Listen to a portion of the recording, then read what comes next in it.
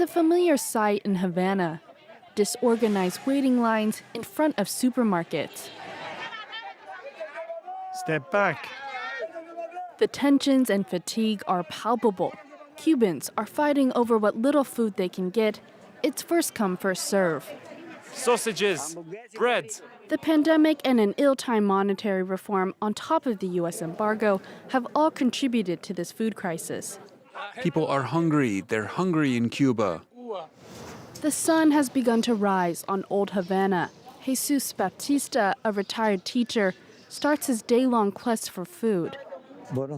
Hello. What do they sell here? Oil, but apparently there won't be enough for everyone. Cuba imports 80% of what it needs. The pandemic has crippled the island's economy. The state-run shops are empty. They say there are only 100 bottles of oil. There won't be enough for everyone. Have you seen the crowds? Every day it gets worse. I stand in the queues despite the uncertainty. Will I get something or not? Will my strategy work this time or not?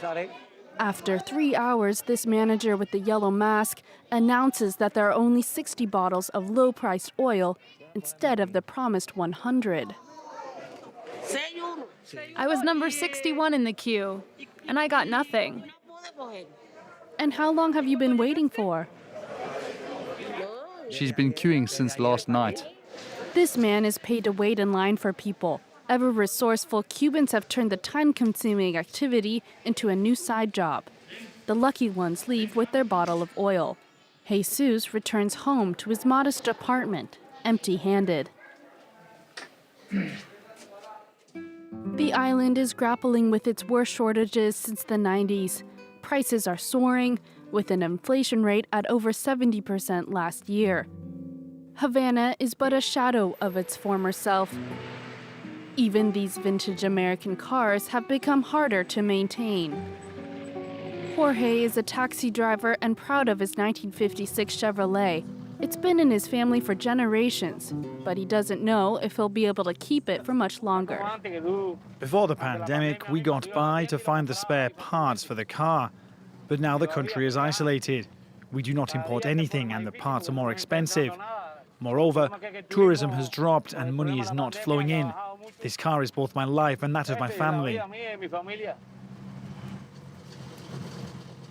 Cubans are no longer paying attention to the socialist slogans which sing the praises of the 1959 revolution.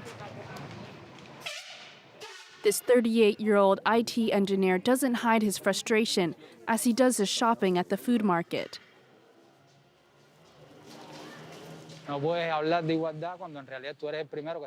We can't talk about social equality when we see the government create inequality.